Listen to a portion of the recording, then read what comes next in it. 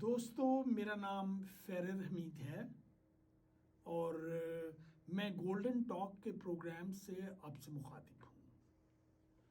میں 30 سال سے امریکہ میں فزیکل تھراپسٹ ہوں اور اس گفتگو کا مقصد یہ ہے کہ ان سالوں میں جو تجربات مجھے ہوئے لوگوں سے ہسپتال میں کام کرتے ہوئے ان کو آپ سے شیئر کیا جائے تاکہ اس کا فائدہ ہو، کیونکہ میں نے کہیں سے سنا جو کوئی نیکی کرنا جانتا ہے اور نہیں کرتا یہ اس کے لیے گناہ ہے۔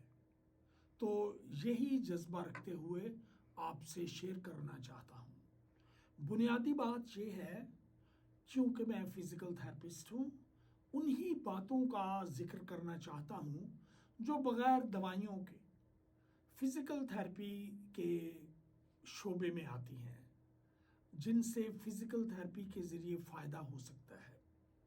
اس میں ضروری نہیں ہے کہ فزیکل تھراپی کی باتیں ہی ہوں، اس میں یہ بھی ہے سمپل چیزیں جیسے پانی پینے کا رواج ہمارے ملک میں، پاکستان میں، انڈیا میں بہت تھا۔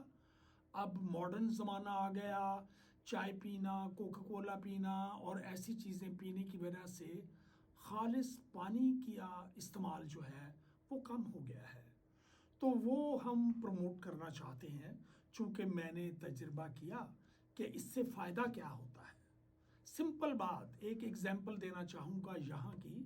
میں ایک مریضہ کو اس کے گھر میں دیکھنے جایا کرتا تھا۔ پہلے ہی دن جب میں گیا تو میں نے اس خاتون کو دیکھا، کوئی 69 سال کی تھی، کہ بالکل سوکھی ہوئی، اور میں نے ایک دم اندازہ لگا لیا کہ اس خاتون کے جسم میں پانی کی کمی ہے۔ تو میں نے اپنے دل میں ارادہ کیا کہ پہلے طور پر اس کو اریگیٹ کیا جائے۔ میں نے اسے بٹھایا کرسی پر، اس کے بیٹے سے کہا کہ مہربانی سے ایک گلاس پانی اس کو لا کے دیجیے۔ خاتون سے کہا پہلے آپ پانی پی لیجیے پھر بات کریں گے۔ پانی اس نے پی لیا، اس کے بعد ادھر ادھر کی باتیں کی۔ پھر میں نے کہا اسے ایک گلاس پانی لا دیجیے۔ اس نے ایک گلاس پانی پیا آہستہ آہستہ۔ تو پھر میں نے دیکھا، ہر دفعے میں نے یہ ارادہ کیا، میرا پروگرام ہوتا تھا اس کے ساتھ کوئی 1 گھنٹہ بتانے کا۔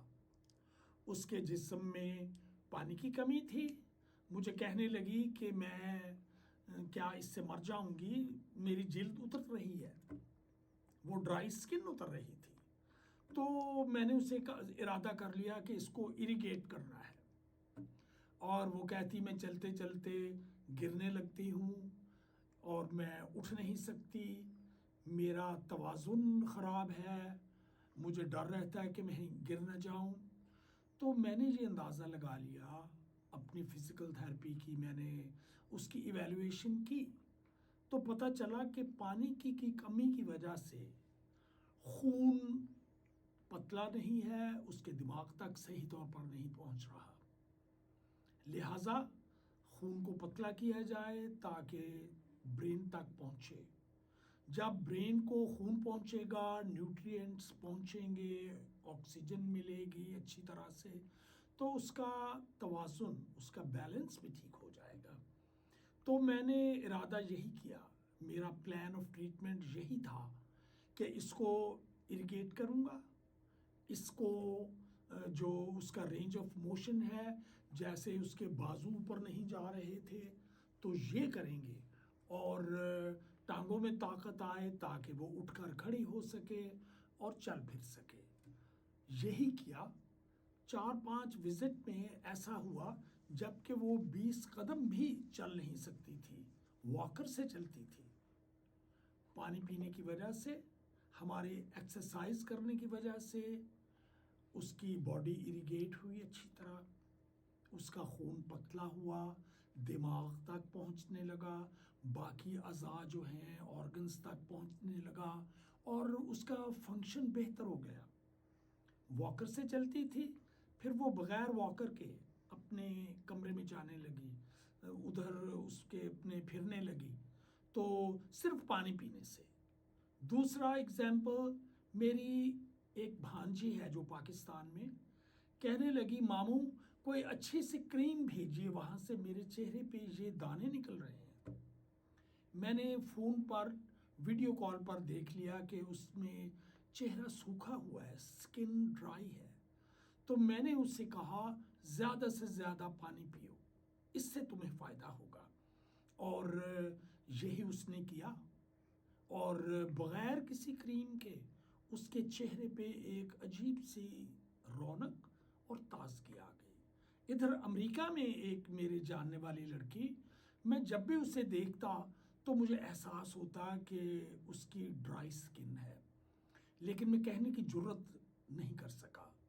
ایک دن اس کو کوئی ضرورت پڑی، وہ میرے پاس آئی کسی کام کے لیے، تو تب میں اس سے شروع ہوا اس سے بات کرنے کا، اور اسے میں نے کہا کہ تمہاری سکن بڑی خوبصورت ہے لیکن ڈرائی ہے، اگر پانی پینا شروع کرو تو تم اور بھی زیادہ حسین ہو جائے گی۔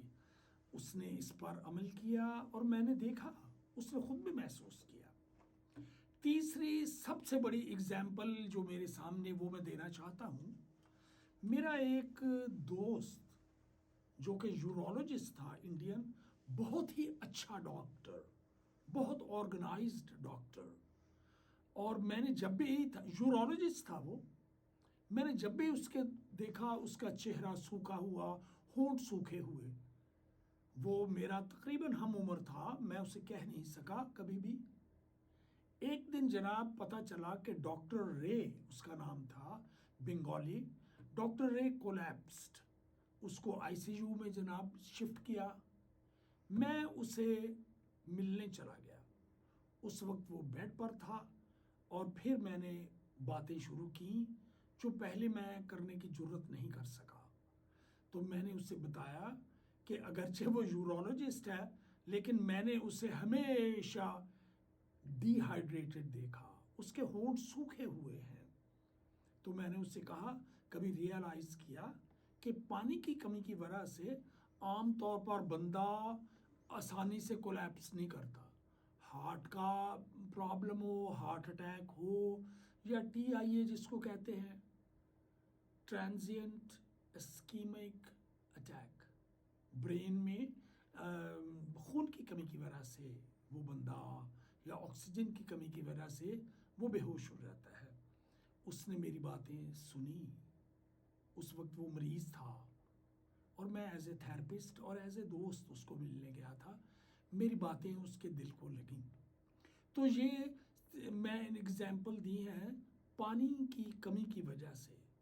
اس میں ڈاکٹر کئی دفعہ کہہ دیتے ہیں، مجھے نہیں پتا پاکستان میں بھی ایسا کہتے ہوں گے، یہ ڈاکٹر کے فرض میں شامل ہے کہ مریض کو نہ صرف وہ دوائی لکھ کر دے، بلکہ جو کچھ بھی اس کے فائدے کے لیے ہے، جس چیز سے بھی، کیا پانی پینے سے، خوراک میں تبدیلی لانے سے، کسی بھی چیز سے جو مریض کو فائدہ ہو سکتا ہے وہ مریض کو بتائے۔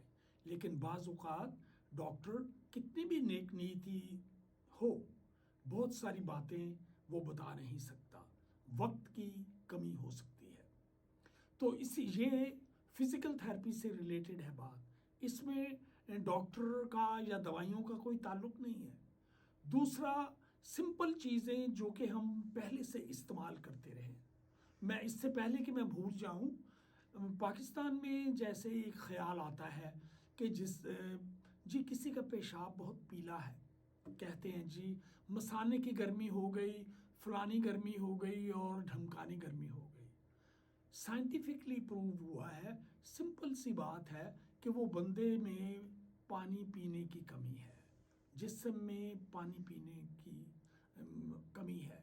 تو ایکسپیرئنس کیا کہتا ہے، ایک ہی دن میں 2-3 گھنٹوں میں پتہ چل جاتا ہے، وہ تھوڑے تھوڑے وقفے سے 2-3 گلاس پانی کے پیے تو پیشاب کے رنگ سے پتہ چل جائے گا کہ جی گرمی ایک دم ٹھیک ہو رہی ہے۔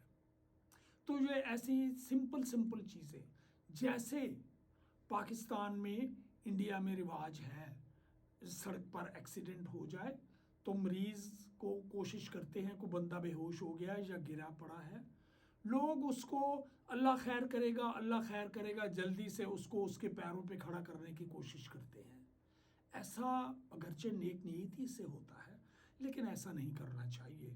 سمجھداری سے کام لے کر دیکھا جائے کہ لوگ اس کے منہ میں پانی ڈالنے کی کوشش کرتے ہیں، اس وقت اس مریض کو پانی کی ضرورت نہیں ہوتی ہے، اس وقت پانی کے 2 گھونٹ نہ ملنے کی وجہ سے اس کی موت واقع نہیں ہو جائے گی۔ اس کی موت واقع ہو سکتی ہے اگر اس کو گردن کا فریکچر ہے اور آپ اس کو اور اس کی ہڈی کسی کا فریکچر ہے، آپ اس کو جلدی سے نامناسب، غیر مناسب، ان اپروپریٹ طریقے سے اس کو اٹھانے کی کوشش کریں تو آپ اس کا زیادہ نقصان کر سکتے ہیں۔ اگر اس کی گردن میں فریکچر ہوا ہے، آپ کے انجوڈیشسلی اٹھانے سے، غیر مناسب طریقے سے اس کو شفٹ کرنے سے آپ اس کی گردن کو توڑ سکتے ہیں اور وہ بندہ کوادریپلیجک ہو سکتا ہے، بازو بھی کام کرنا چھوڑ دے فالج، اور ٹانگیں بھی فالج زدہ ہو سکتی ہیں۔ تو یہ ایسی باتیں ہیں جو کہ ہم شیئر کرنا چاہتے ہیں، اور اس کے علاوہ بہت سارے ایسے ٹاپک ہم ٹچ کرنا چاہتے ہیں جن کی وجہ سے فزیکل تھیراپی سے فائدہ ہو سکتا ہے۔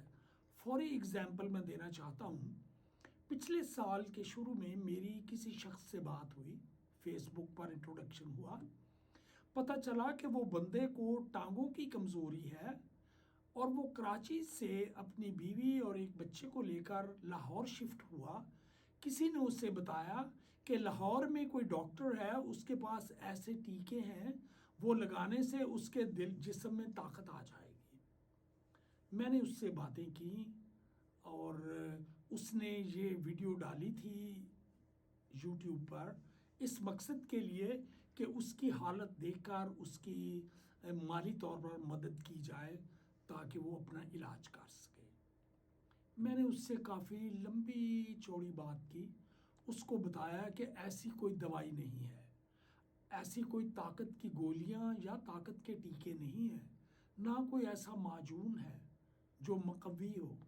تو یہ اگر ایسا ہوتا تو سارے ڈاکٹر جو ہیں دبلے پتلے، یہ سارے رستم و سہراب نظر آتے۔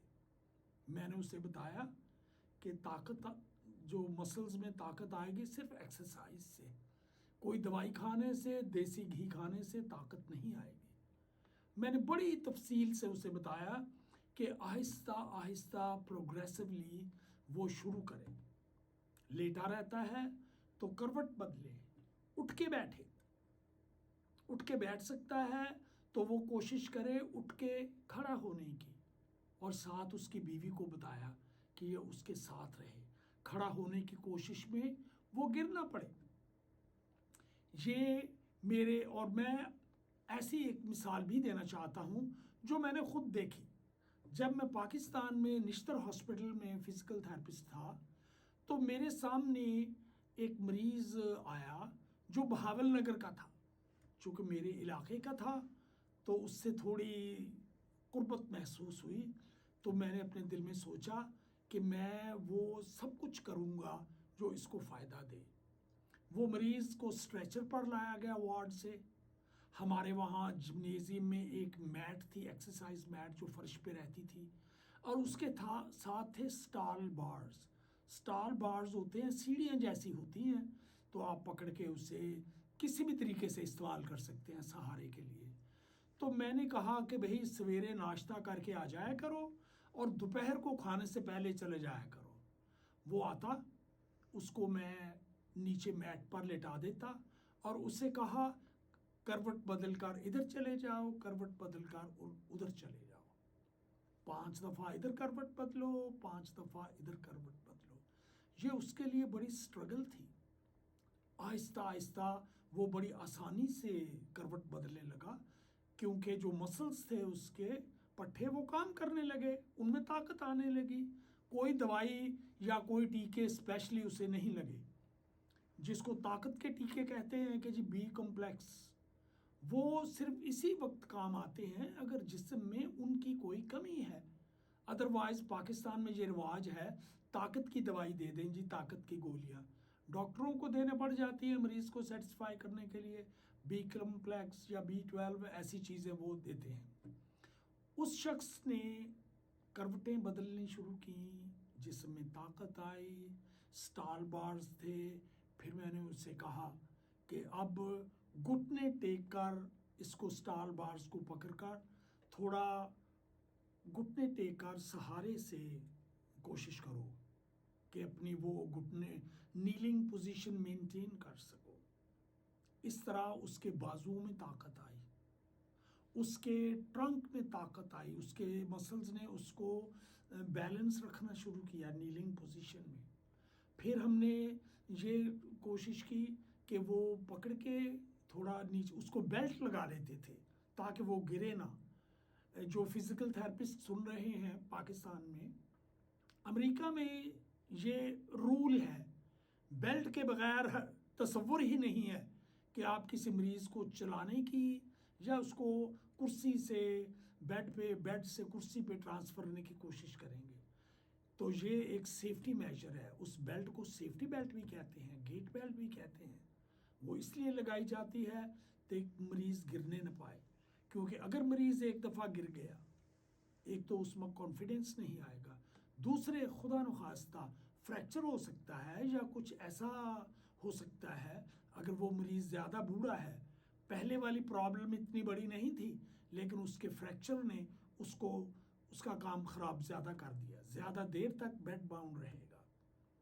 इसी तरह जैसे इसी नोट के साथ मैं बताना चाहता हूँ, पाकिस्तान में मरीज़ कमज़ोरी की वजह से लेटे रहते हैं, फालिज हो गया या कुछ हुआ तो लैक ऑफ इंफॉर्मेशन की वजह से कई दफ़ा मरीज़ को बताया नहीं जाता और वो मरीज़ को करवट नहीं दिलाते और प्रेशर सोर हो जाते हैं, और प्रेशर सोर जानलेवा होते हैं।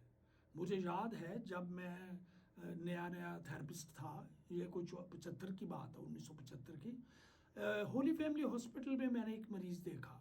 उस ज़माने में अगरचे मैंने स्कूल में पढ़ा था कि मरीज़ को बेड सोर नहीं होने चाहिए, नंबर 1 रूल है ये। उस मरीज़ को मैंने जब देखा, उसको ऑलरेडी बेहद डीप बेड सोर हुए थे, बहुत ही ज़्यादा डीप। वैसे डीप बेड सोर मैंने देखे नहीं कभी, क्योंकि उसको किसी ने गाइड नहीं किया, बताया नहीं। इस वजह से उसके बेड सोर्स ने उसका नुकसान बहुत ज़्यादा किया। इसी तरह 2 साल पहले पाकिस्तान में मेरे अपने एक दोस्त को इस कदर गहरे बेड सोर हो गए कि वो जानलेवा साबित हुए। तो ये सिंपल सी बातें हैं जिनमें दवाइयों की ज़रूरत नहीं है। पाकिस्तान में अगर हम इन चीज़ों पर भी अमल करें, वो लोग जो ज़्यादा बेड बाउंड हैं, लेटे हुए हैं, उनको बाकायदगी से करवट दिलाई जाए ताकि प्रेशर सोर ना हो। प्रेशर सोर कहाँ होते हैं? ऑक्सीपिट पर, सर के पीछे, कंधों पर, ये जो स्कैपुलर रीजन है, सेक्रम पर, और अपना ग्लूटियल रीजन में, एड़ियों पर। अगर बंदा बहुत स्किनी है तो घुटनों की साइडों पे, यहाँ बेड सोर होते हैं। और बेड सोर अगर हम बचा लें, समझ लें हमने ट्रीटमेंट का बहुत सारा हिस्सा कवर कर लिया है। तो ये सिंपल बात है, इसमें किसी दवाई का ताल्लुक नहीं है। हम सीखते थे कि पाउडर से, हमें स्कूल में सिखाया गया 71-72 में, कि पाउडर लेकर उस पर छिड़का जाए स्किन पर ताकि एक बैरियर हो जाए। और बेड सोर क्यों होते हैं? प्रेशर की वजह से और मॉइस्चर की वजह से। जब आप करवट बदलाते रहेंगे तो प्रेशर रिलीज होता रहेगा। जब आप पाउडर लगाएंगे वो भी बैरियर बनता है। करवट दिलाएंगे तो हम बताते थे घर वालों को कि एड़ियों पर थोड़ा मालिश की ताकि ब्लड सर्कुलेशन रहे। ब्लड सर्कुलेशन कट हो जाने की वजह से ही प्रेशर सोर या बेड सोर बनते हैं। तो अगर आप ऐसी जगहों पर थोड़ी सी मालिश कर देंगे, कमर पर, पीठ पर, ग्लूटियल रीजन्स में, एड़ियों पर, तो बेड सोर नहीं हो पाएंगे। इस तरह आप मरीज़ के बहुत सारे प्रॉब्लम्स को मिनिमाइज कर सकते हैं। بہت سارے پرابلمس کو آپ کم کر سکتے ہیں. تو یہ فزیکل تھراپی کا پہلو ہے. یا جیسے فزیکل تھراپی اس قدر ضروری ہے، امریکہ میں ہر بات کے لیے فزیکل تھراپی پرسکرائب کی جاتی ہے، ہر بات کے لیے. کینسر کے لیے دیکھا جاتا ہے کہ جی مریض کو کینسر ہے، پاکستان میں کوئی پوچھے گا بھائی اس میں فزیکل تھراپی کا کیا کام ہے؟ کینسر کی وجہ سے لوگ کمزور ہوں گے، بیڈ باؤنڈ ہوں گے. بیڈ باؤنڈ ہونے کی وجہ سے لیک آف ایکٹیویٹی کی وجہ سے کمزوری ہوگی. لیٹے رہنے کی وجہ سے زیادہ عرصے تک کمزوری اس حد تک ہو جاتی ہے پھر آدمی پوری طرح بیٹھ بھی نہیں پاتا، 10 قدم 15 قدم چل نہیں سکتا. یہ ہم نے دیکھا ہے لیٹے رہنے کی وجہ سے کس قدر کمزوری ہوتی ہے. میں پنجابی کی 2 مثالیں بتاؤں گا جو آپ نے سنی ہوگی. کہتے ہیں جو بہ گیا سو رہ گیا. دوسری مثال ہے منجی پیا تے بندہ گیا. اس کا مطلب ہے خدا نے انسان کو لیٹنے کے لیے نہیں بنایا، خدا نے انسان کو ایکٹیو رہنے کے لیے بنایا ہے. تو اسی طرح یہاں ہسپتال میں جب دیکھتے ہیں مریض کو تو پہلے ہی ڈاکٹر پوچھتے ہیں کہ یا نرسز کئی دفعہ پوچھتی ہیں are you going to walk ہم. دوسری ابھی ایک میرے ذہن میں آئی بات کہ ڈی وی ٹی ایک چیز ہے، ڈیپ وین تھرومبوسس. وہ ان ایکٹیویٹی کی وجہ سے ہوتی ہے، کہیں بھی ہو سکتی ہے، لیکن جو عام طور پر ہے 90% سے زیادہ جو ایریا ہے وہ ٹانگوں کے نیچے کاف مسل جو ہیں. ایک مثال دوں گا. جب میں پاکستان میں تھا نشتر ہاسپٹل میں، ایک بزرگ ان کا فریکچر ہوا تھا ٹانگ کا، فرسٹ کلاس ہو گیا فریکچر سارا کچھ. میں نے انہیں سیٹرڈے کو دیکھا، ان کا اپنا بیٹا وہاں ڈاکٹر تھا. جب میں بالکل ٹھیک ٹھاک حشاش بشاش باتیں کرتے ہوئے منڈے کو جب میں گیا ہاسپٹل، پتہ چلا کہ جی ان کی تو ڈیتھ ہو گئی. ان کا چہرہ ابھی تک میرے سامنے ہے، حالانکہ اس بات کو کوئی 35-36 سال ہو گئے ہیں. پتہ چلا کیا وجہ بنی cause of death, deep when thrombosis. تھرومبس جو ہوتا ہے اور وہ جو چھوٹا سا ایک پیس ہوتا ہے بلڈ کلاٹ کا، وہ جا کے کہیں بھی لینڈ کر سکتا ہے. دماغ میں لینڈ کرے تو وہ فالج ہو سکتا ہے کسی بھی ایریے کا. دل میں اگر وہ دل کے کسی ویسل میں گیا تو ہارٹ اٹیک. تو ان دونوں میں سے کوئی چیز ہوئی. سو ثابت ہوا کہ ایکٹیویٹی کس قدر امپورٹنٹ ہے. امریکہ میں کیا ہوتا ہے، کوئی 10 بجے کے قریب دل کا آپریشن ہوا جس کو کیبج کہتے ہیں، اوپن ہارٹ سرجری، اور 11 کے قریب 12 بجے تک وہ ختم ہو جاتا ہے. مریض کو شفٹ کر دیتے ہیں کمرے میں. 4 بجے 4:30 بجے اس کا ڈاکٹر آ جاتا ہے اور وہ اس کو کہتا ہے کہ جناب اٹھ کر بیٹھیے. فزیکل تھراپسٹ کو کہہ دیا جاتا ہے کہ وہ اس کو سہارے سے، اگر کھڑا نہیں ہو سکتا تو اسی بیڈ پر سہارے سے اسے بٹھایا جائے، دونوں طرف سہارا دیا جائے، کوئی بیٹھے یا جیسے بھی ہے. اگر وہ بہتر ہے تو اٹھا کے جو بیڈ سائڈ چیئر ہے سہارے سے وہاں بٹھایا جائے. 10 منٹ بیٹھے، 15 منٹ بیٹھے یا زیادہ، آدھا گھنٹہ بیٹھے، ٹھیک ہے. اس کا مطلب یہ کہ پیشنٹ اریکٹ پوسچر کا عادی ہونے لگا، آہستہ آہستہ بیٹھنے لگا. آہستہ آہستہ اس کو کھڑا کریں گے، واک نہ بھی کرے صرف اس کو کھڑا کریں گے واکر سے. واکر اویلیبل نہیں، 2 بندے پکڑ کے اسے بازوؤں سے پکڑ کر اس کے کھڑا کریں گے اسے، تاکہ وہ نارملٹی کی طرف آنے لگے اور وہ کھڑا ہونے کا عادی ہو جائے. تو یہ ایک سمپل فزیکل تھراپی کا یہ ایک انٹرونشن ہے. تو ہمارا مقصد ہے کہ ایسی سمپل چیزیں وہ آپ کو بتائی جائے. ایک مثال میں آخر میں یہ کہنا چاہوں گا کہ مجھے 2 واقعے یاد ہیں. ہمارے پاکستان اور انڈیا میں مالش پر بڑا زور دیا جاتا ہے کہ جی زیتون کے تیل سے مالش کریں اور دیسی گھی میں کو مالش کریں، یا دیسی گھی میں فلاں چیز لہسن کو جلا کر اس تیل سے مالش کریں، فلاں پیر سے پڑھوا کے تیل مالش کریں. یہ مالش ہر چیز کا علاج نہیں ہے. یہ بالکل غلط خیال تھا.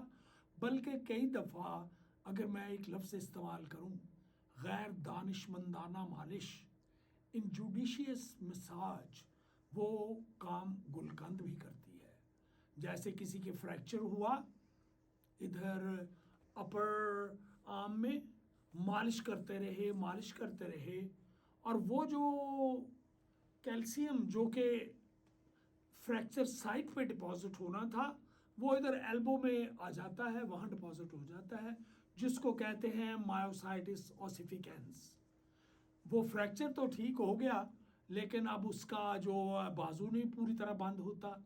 میرے سامنے مثال ہے، پاکستان میں ایسے ہوا ایک ینگ لڑکی کے ساتھ، اور وہ اس کا بازو کبھی پوری طرح مڑ نہیں سکا کیونکہ اس کے ایلبو میں مایوسائٹس اوسیفیکینس ہو چکا تھا.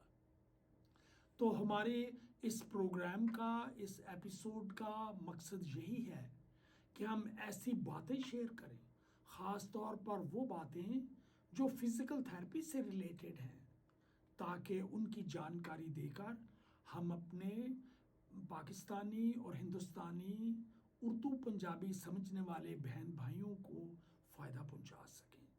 تو ہم یہ کہنا چاہتے ہیں، آپ ہمیں بتائیے اگر اس پروگرام سے، اس پیشکش سے، اس پریزنٹیشن سے آپ کو فائدہ ہوا ہے تو آپ ہمیں بتائیے.